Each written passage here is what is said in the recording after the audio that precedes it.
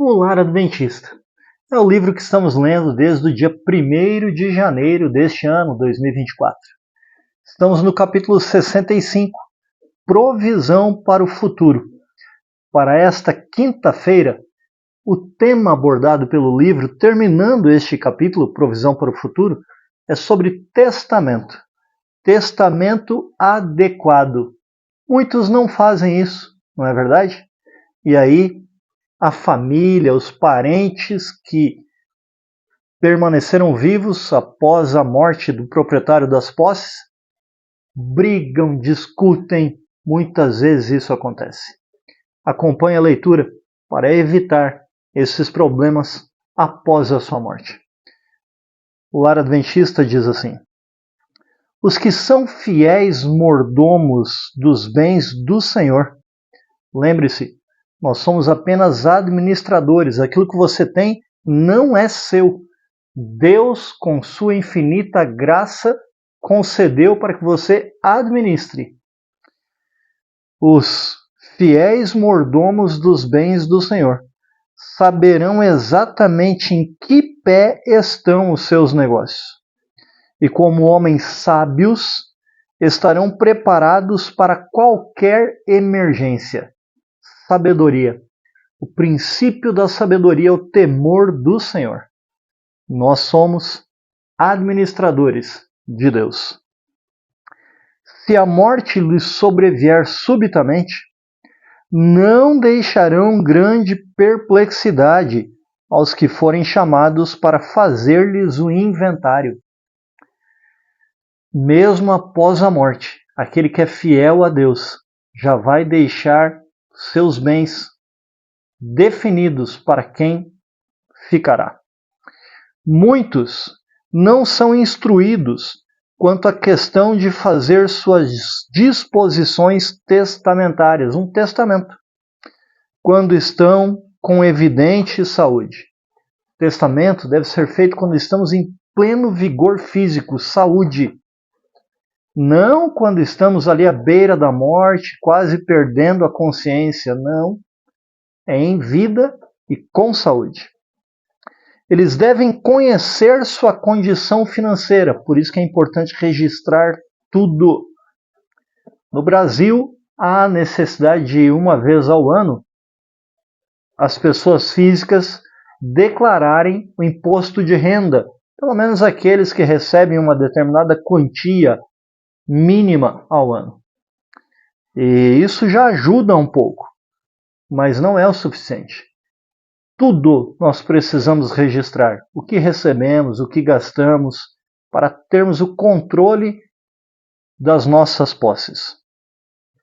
Eles devem conhecer sua condição financeira, diz a autora, e não permitir que seus negócios se tornem embaralhados.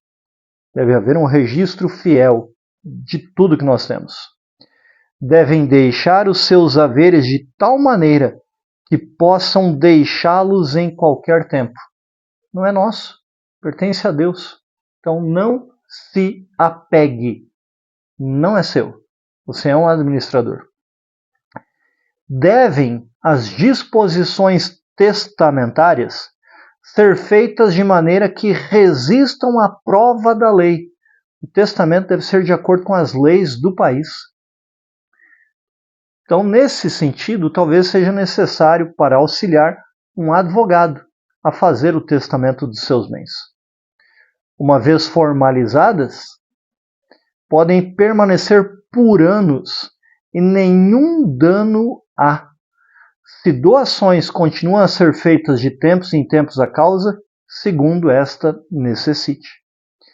A morte não sobrevirá nem um dia mais cedo, irmãos, pelo fato de haver desfeito o vosso testamento. Não é pelo fato de fazer o testamento que você vai morrer, não. Você não está fazendo o testamento como sendo assim, bom, cheguei ao final da minha vida, agora eu vou definir para quem vai aquilo que eu tenho. Não é esse o propósito. E isso nem é motivo para morrer. Na disposição de vossos bens a vossos parentes, estais certos de que não haveis esquecido a causa de Deus. Sois seus agentes, agentes de Deus, que lhes manejais a propriedade. E os reclamos de Deus devem ser a vossa primeira consideração. Lembre, primeiro, Deus. Vossa esposa e vossos filhos, é claro, não devem ser deixados sem nada. A esposa, os filhos devem receber algo também. Deve fazer-se provisão em seu favor, se são necessitados. Se tem abundância de bens, olha o que a autora vai mencionar agora. Mas não façais simplesmente porque é costume uma longa lista de parentes que não são necessitados. Lembre-se, costumes podem ser alterados, princípios são eternos. Por isso há necessidade de lembrar a causa de Deus enquanto há vida. Ninguém pense que satisfará o padrão de Cristo com acumular propriedades durante a vida e então fazer, por ocasião da morte, doação de uma parte a alguma instituição beneficente. Parece-me que os administradores da igreja não estão sendo fiéis, então, em vez de eu deixar para a causa de Deus, para a igreja de Deus, algo daquilo que possuo, eu vou dar para uma instituição beneficente. Ora, você vai confiar em pessoas que não são cristãs e administram uma instituição beneficente, ao invés de deixar para cristãos? Pense bem a respeito disso.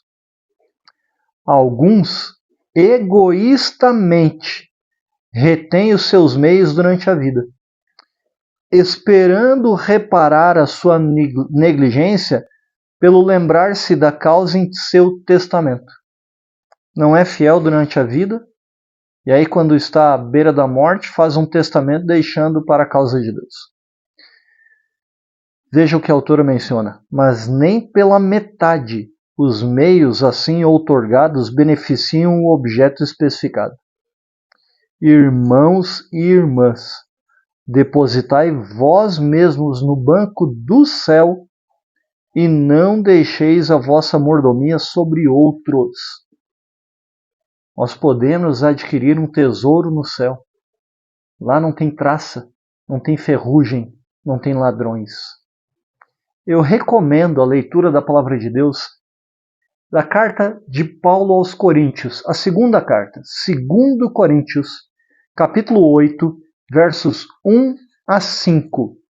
Leia 2 Coríntios, capítulo 8, versos 1 a 5. Entregue-se primeiramente a Deus. E todas as outras coisas, Deus proverá. Vamos terminar a leitura deste capítulo 65, Provisão para o Futuro, mencionando aqui a importância de não transferir a mordomia aos filhos. Deixa eu corrigir. Transferir a mordomia aos filhos nem sempre é sábio. Por isso que eu falei aqui de não transferir. Pense e ouça o que a autora do livro Lar Adventista menciona. Devem os pais ter grande temor de confiar aos filhos os talentos de bens que Deus lhes pôs nas mãos, a menos que tenha absoluta certeza de que os seus filhos têm maior interesse, amor e devoção pela causa de Deus do que eles mesmos, e que esses filhos serão mais fervorosamente e zelosamente aptos em promover a obra de Deus e mais benevolentes em fazer prosperar os vários empreendimentos relacionados com ela que necessitam de recursos. Veja o conselho da autora. Se você vai deixar suas posses para os seus filhos administrarem posteriormente, tenha certeza de que eles serão fiéis e leais a Deus.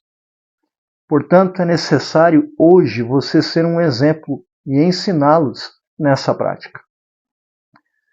Mas muitos, diz a autora, colocam os seus bens nas mãos dos filhos, transferindo-os a eles a responsabilidade da própria mordomia, porque Satanás os leva a assim proceder. Assim fazendo, estão efetivamente pondo esses recursos nas fileiras do inimigo de Deus. Satanás controla a questão de modo a satisfazer a seus propósitos e afastar da causa de Deus os recursos de que necessita para que seja absolutamente mantida. Viu a gravidade disso? Deixar para filhos aquilo que você fielmente conquistou e tem sido fiel a Deus nos dízimos, nas ofertas. Seu filho não age assim. Você deixa suas posses para os filhos, você está colocando nas mãos de Satanás aquilo que Deus lhe deu. A maldição de acumular riquezas é essa, de os filhos não saberem como fazer, como lidar, e acabam deixando tudo nas mãos do inimigo de Deus, em vez na causa de Deus. Veja só o que a autora menciona, e aí eu termino a leitura do capítulo 65. Os que granjeiam riquezas com o fito de acumulá-las, deixam a seus filhos uma herança maldita. É um pecado horrível, que faz perigar a alma fazerem isto os pais e mães, e este pecado se estende à posteridade.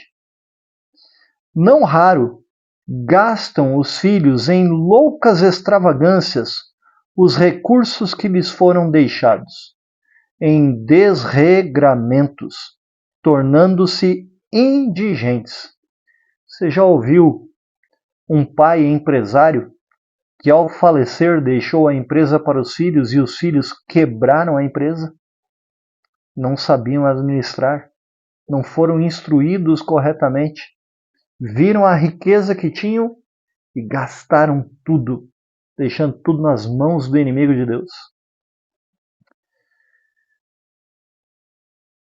Não raro gastam os filhos em loucas extravagâncias os recursos que lhes foram deixados, em desregramentos, tornando-se indigentes. Que tristeza!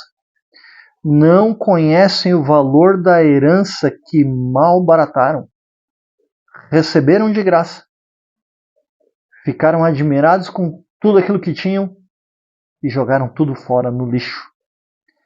Tivessem os pais e mães lhes dado o devido exemplo, por isso, pai, mãe, seja fiel a Deus. E que é esse exemplo? Não em acumular, mas em distribuir a riqueza. E teriam acumulado para si mesmos tesouros no céu, e recebido em troca paz e felicidade mesmo neste mundo, e no futuro as riquezas eternas. Percebeu? Seja fiel a Deus, coloque Deus em primeiro lugar, e Ele abençoará sua vida e a sua família. E aí, é uma bendita segurança. E é esse o hino que eu convido você a cantar com a sua família, do Novenário Adventista, Bendita Segurança, número 213. Vamos orar ao Senhor? Pai querido, ajuda as famílias, Pai, a administrarem sabiamente os recursos, as posses que Tu dá a cada um. Que eles sejam fiéis e leais a Ti, reconhecendo que tudo vem de Ti, que tudo pertence a Ti. E que aqueles que possuem muitas posses se preparem para um futuro quando não estiverem mais vivos, fazendo um testamento, deixando os seus bens com pessoas sábias, fiéis e leais a Ti também. Abençoa, Senhor, instrui e obrigado por deixar estas orientações neste livro, para sermos sábios e termos um tesouro no céu. Que nossas posses possam ser distribuídas com sabedoria. Te suplico, em nome de Jesus. Amém. Continue acompanhando a leitura, vamos entrar num novo capítulo que fala sobre as portas da mente. Nós precisamos proteger nossa mente. Não se esqueça, se inscreva no canal, compartilhe e sejamos a força da nação.